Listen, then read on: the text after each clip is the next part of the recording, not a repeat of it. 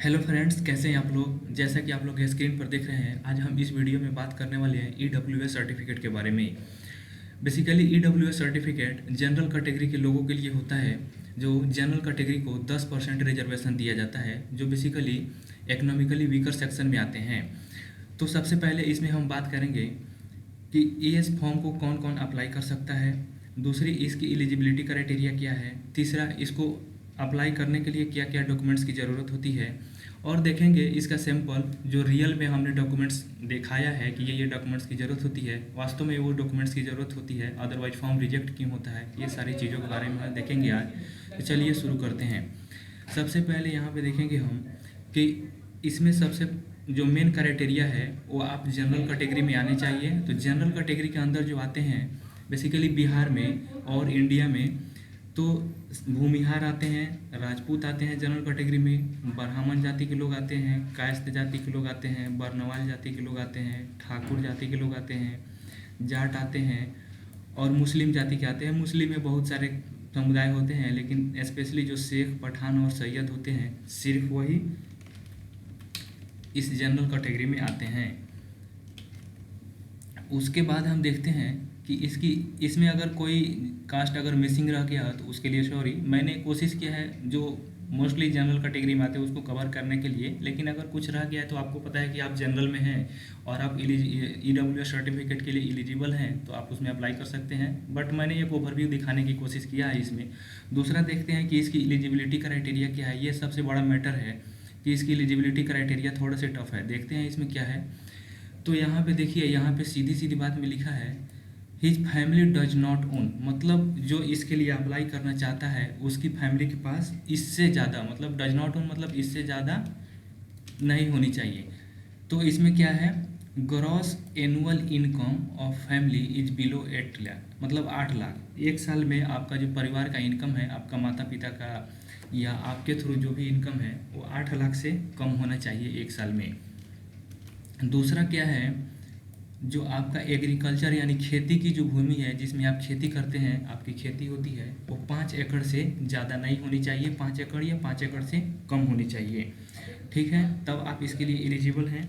तीसरा कंडीशन क्या है, आपका जो रेसिडेंशियल फ्लैट है, अगर आप गांव में रहते हैं, कस्बे में रहते हैं, तो आपका जो घर है उसका एरिया 1000 स्क्वायर फीट से कम या 1000 स्क्वायर फीट होना चाहिए। उससे ज़्यादा होगा तो आप एलिजिबल नहीं है। ठीक, तीसरा क्राइटेरिया देखते हैं। चौथा criteria, residential plot of 100 square yard and above in notified municipalities, मतलब अगर कोई म्यूनसिपलिटी शहर में रहता है तो वहाँ पे उसकी जो रेसिडेंशियल प्लॉट है, जो फ्लैट है, वो 100 स्क्वायर यार्ड से ज़्यादा नहीं होनी चाहिए। 100 स्क्वायर यार्ड या 100 स्क्वायर यार्ड से कम है तो आप एलिजिबल हैं।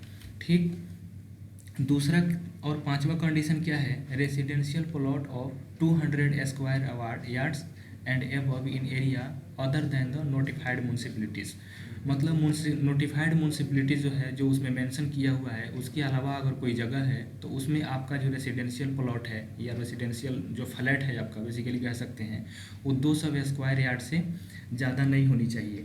अगर ये सारे कंडीशंस आप फुलफिल करते हैं तो आप ईडब्ल्यूएस सर्टिफिकेट के लिए एलिजिबल हैं, अदरवाइज़ आप इसके लिए एलिजिबल नहीं हैं। और तीसरा देखते हैं, हमने बोला है कि इसके डॉक्यूमेंट्स के बारे में देखेंगे, क्या क्या डॉक्यूमेंट्स लगता है, फॉर्म रिजेक्ट क्यों होते हैं, ये सारी कंडीशंस के बारे में देखेंगे। तो चलिए देखते हैं अगला स्लाइड। अगला स्लाइड में यहाँ पे सीधे देखिए मैंने ये लिखा है कि documents required for EWS certificate. तो ईडब्ल्यूएस सर्टिफिकेट बनवाने के लिए आपको डॉक्यूमेंट्स की कौन कौन सी डॉक्यूमेंट्स की ज़रूरत होती है। तो सबसे पहले आपके पास एक passport size, latest passport size photo होना चाहिए। और जो पासपोर्ट होगा आप फॉर्म भरते समय वो क्रॉस साइन, मतलब आपका सिग्नेचर फ़ोटो पे होना चाहिए जब ऑनलाइन अप्लाई आप कर रहे हैं तब। ठीक है, और दूसरी बात, जब आप फॉर्म सबमिट करेंगे, मैं दिखाऊंगा कि लास्ट में क्या क्या सबमिट करना है, क्या क्या प्रोसेस है, तो वहाँ पे मैं बताऊंगा। तो ये हो गया एक डॉक्यूमेंट्स रिक्वायर्ड। दूसरा क्या है, रेसिडेंशियल डोमिसाइल या आवासीय प्रमाण पत्र।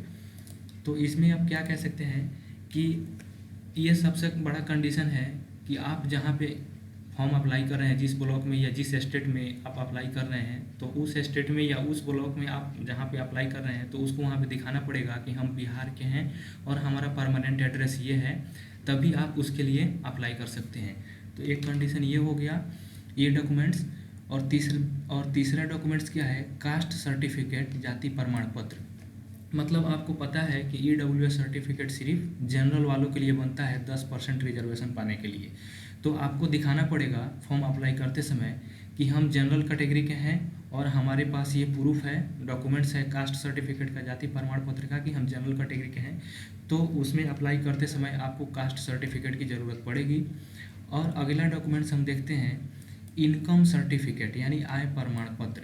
आय प्रमाण पत्र की ज़रूरत इसलिए पड़ेगी कि सबसे ऊपर का कंडीशन आपने यहाँ पे देखा है कि यहाँ पे 8 लाख रुपए से आपकी सालाना इनकम, एनुअल इनकम यहाँ पे लिखा है, वो कम होनी चाहिए। ठीक, तो इसलिए यहाँ पे आपको इनकम सर्टिफिकेट यानी आय प्रमाण पत्र देने की ज़रूरत पड़ेगी। ये भी आपको EWS सर्टिफिकेट अप्लाई करने से पहले बनवाना पड़ेगा।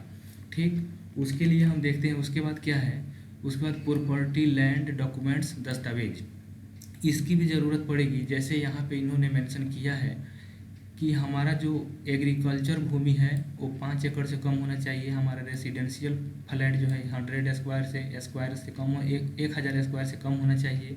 और रेसिडेंशियल प्लॉट जो म्यूनसिपलिटी में है 100 स्क्वायर यार्ड से कम होना चाहिए। और अदर देन म्यूनसिपलिटी है तो भी 200 स्क्वायर यार्ड्स या 200 स्क्वायर यार्ड से कम होना चाहिए। तो इसीलिए आपको यहाँ पे प्रॉपर्टी, या आपके पास जो प्रॉपर्टी है, जो फ्लैट है, या आपके पास जो एग्रीकल्चर भूमि है जिसमें आप खेती करते हैं, वो उस सब का डॉक्यूमेंट्स यहाँ पे आपको दिखाना पड़ेगा। ठीक हो गया। उसके बाद यहाँ से देखते हैं एक सेल्फ डिक्लेरेशन फॉर्म आता है जिसको शपथ पत्र या एफिडेविट बोलते हैं।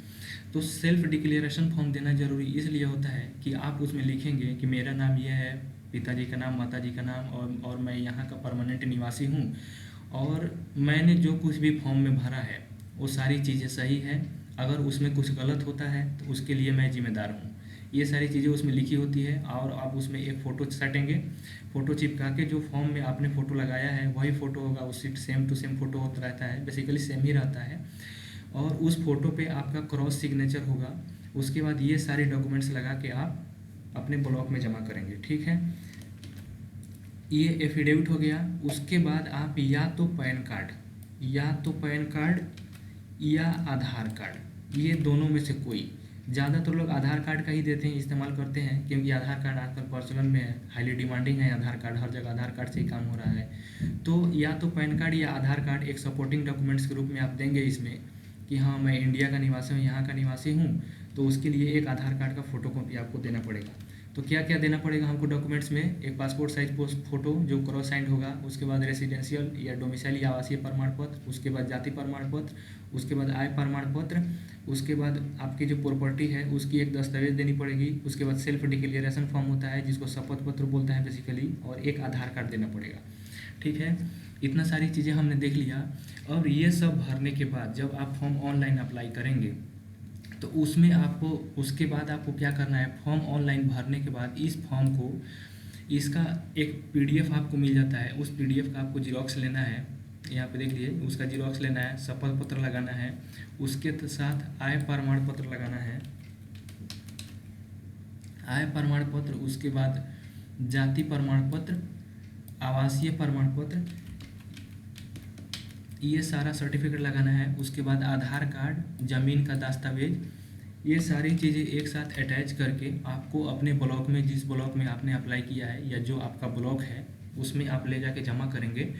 उसके कुछ दिन, यानी उसका एक्सपेक्टेड टाइम है 10 से 15 दिन, उतने दिनों में अगर सब कुछ सही रहा, जो आपने बताया है फॉर्म में भरते समय कि हमारे पास ये है और हम इसके लिए एलिजिबल हैं, अगर सब कुछ सही रहा वेरीफाई के दौरान तो आपका फॉर्म भर के चला आता है, अदरवाइज वो रिजेक्ट हो जाता है अगर मिसमैच हुआ तो। ठीक है, उसके बाद जैसे हमने बताया कि हम दिखाएंगे कि हाँ ये सारे डॉक्यूमेंट्स की ज़रूरत होती है। तो यहाँ पे देख लीजिए, एक क्या है, इनकम एसेस certificate be produced economically weaker section. ठीक है, तो यहाँ पे देख लीजिए, ये इकोनॉमिकली वीकर सेक्शन का एक सर्टिफिकेट है, इकोनॉमिकली वीकर सेक्शन का एक सर्टिफिकेट है। और इसको अप्लाई करने के लिए मैंने ऊपर में बताया कि ये सारी डॉक्यूमेंट्स की ज़रूरत है। तो यहाँ पे देखिए इसने लिखा है, ये क्या है, परमानेंट रेसिडेंस यहाँ पे लिखा है, village street, post office, police station, sub division, Arrah district, Bhojpur, ठीक है। और स्टेट देखिए यहाँ पे बिहार। तो यहाँ पे पूरा डिस्ट्रिक्ट और पूरा एड्रेस आपका सब कुछ लिखा हुआ है, भोजपुर और डिस्ट्रिक्ट बिहार। तो इसका मतलब ये है कि आपको आपका आवासीय सर्टिफिकेट देना पड़ेगा, ठीक है। उसके बाद यहाँ पे देखिए ये बोल रहा है कि attested below belongs to economically weaker section since the gross annual income, यानी आपको आय प्रमाण पत्र भी देना पड़ेगा। तो इन्होंने क्या लिखा है कि since the gross annual income of his family is below 8 lakh रुपये, मतलब इन्होंने ये बोल रखा है कि इनकी परिवार की जो सालाना इनकम है वो 8 लाख रुपए से कम है। इसका मतलब ये हुआ कि आपको फॉर्म भरने के बाद आपको अपना सालाना इनकम आय प्रमाण पत्र जो होता है उसको यहाँ पे अटैच करना है। पहला क्या अटैच करना है, रेसिडेंशियल इन्होंने मांगा आवासीय प्रमाण पत्र, उसके बाद इन्होंने आय प्रमाण पत्र मांगा और इसका जो EWS सर्टिफिकेट का जो कंडीशन मैंने सबसे पहले दिखाया है ये सारी है। देखिए 5 एकड़ से एग्रीकल्चर ज़मीन जो है 5 एकड़ से कम होना चाहिए, रेसिडेंशियल फ्लैट 1000 स्क्वायर फीट से कम होना चाहिए स्क्वायर फीट से। उसके बाद रेसिडेंशियल प्लॉट 1000 स्क्वायर यार्ड से 100 स्क्वायर यार्ड से कम होना चाहिए म्यूनसिपैलिटी में। रेसिडेंशियल प्लॉट 200 स्क्वायर यार्ड से कम होना चाहिए नोटिफाइड म्यूनसिपैलिटी, मतलब जो कुछ स्पेशल कैटेगरी का होगा वहाँ पे। उसके बाद हमने क्या बताया कि आपका कास्ट सर्टिफिकेट लगेगा। तो यहाँ पे देखिए इन्होंने क्या लिख रखा है, he belongs to Rajput caste, मतलब ये राजपूत जाति से यानी जनरल कैटेगरी से बिलोंग करते हैं। और ये लिखा है is not recognised as a schedule caste, schedule tribe और बैकवर्ड। यहाँ पे मतलब इन्होंने लिख रखा है कि विच इज नॉट रिकॉग्नाइज्ड, मतलब ये नहीं है शेड्यूल कास्ट में, शेड्यूल ट्राइब में और अदर देन बैकवर्ड कास्ट में स्टेट लिस्ट या सेंट्रल लिस्ट के अकॉर्डिंग। मतलब आप स्टेट लिस्ट है या सेंट्रल लिस्ट है उसके अकॉर्डिंग आप जनरल में आते हैं और शेड्यूल कास्ट या शेड्यूल ट्राइब या OBC में नहीं आते हैं। तो इसको आपको प्रूफ करने के लिए देना पड़ेगा कि हमारे पास एक जनरल कास्ट की सर्टिफिकेट है और मैं इसके लिए एलिजिबल हूँ, तभी आपका वहाँ पे डॉक्यूमेंट्स फुलफिल होगा और आपका सर्टिफिकेट बन के आएगा। उम्मीद करता हूँ कि दोस्तों यहाँ तक प्रोसेस समझ में आया होगा। अगर आपको EWS सर्टिफिकेट या कोई भी सर्टिफिकेट आपको अप्लाई करना है तो हमारा ये टेलीग्राम चैनल ये है, इस टेलीग्राम चैनल का लिंक मैंने अपने टेलीग्राम चैनल का लिंक इसमें दे दिया है। आप इससे मेरे टेलीग्राम चैनल पर जुड़ सकते हैं। ये PDF मैं वहाँ पे अपलोड कर दूँगा और ये वीडियो का लिंक भी वहाँ पे आपको मिल जाएगा, ठीक है। मेरा वीडियो का यूट्यूब चैनल का लिंक ये है, यहाँ पे आप देख रहे होंगे मेरा यूट्यूब चैनल का लिंक ये है। और जाति प्रमाण पत्र कैसे बनाएं ये मैंने वीडियो ऑलरेडी बना के अपने यूट्यूब चैनल पे अपलोड कर रखा है, तो उसका लिंक ये है, आप ये देख सकते हैं। उसके बाद आय प्रमाण पत्र कैसे बनाएं, तो आय प्रमाण पत्र बनाने के लिए मैंने यूट्यूब एक वीडियो अपलोड कर रखा है कि आप इजीली कैसे आय प्रमाण पत्र बना सकते हैं। आप मोबाइल से भी बना सकते हैं, मैं मोबाइल से बनाने का तरीका बता रखा हूँ। उसके बाद यहाँ पे देखेंगे निवास प्रमाण पत्र कैसे बनाएं, उसके बाद यहाँ पे देखेंगे EWS सर्टिफिकेट कैसे बनाएं। तो मैंने सारी चीज़ें बनाने के लिए वीडियो अपलोड करके रखा है कि किसी को कोई प्रॉब्लम नहीं हो, इजीली आप यहाँ से वीडियो देखें और इजीली आप वहाँ से जाकर बना सकते हैं। तो उम्मीद करता हूँ कि दोस्तों आपको पूरा प्रोसेस समझ में आया होगा। मैंने काफ़ी अच्छे से एक्सप्लेन करने की कोशिश की है और बजाते मैंने एक PDF फॉर्म में आपको दिखाया है कि क्या क्या चीज़ें इसमें ज़रूरत है।